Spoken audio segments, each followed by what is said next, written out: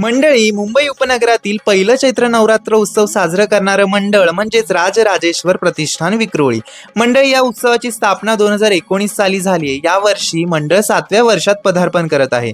या वर्षाचं डेकोरेशन हे संयुक्त महाराष्ट्राची चळवळ या विषयावर आहे. म्हणायचं झालं तर या मंडळाचं ब्रीदवाक्यच आहे, वारसा मराठी अस्मितेचा, हिंदू संस्कृतीचा.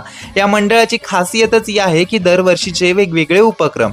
तसं तर सर्वच मंडळ कार्यक्रम राबवतं, पण हे मंडळ आपली संस्कृती जपून दरवर्षी हरिपाठ, होम मिनिस्टर, भारूड, मंगळागौर, नाटक, गोंधळ असे कार्यक्रम राबवत आहे. देवीचा साज शृंगार 9 दिवस 9 रूपात पाहायला मिळतो.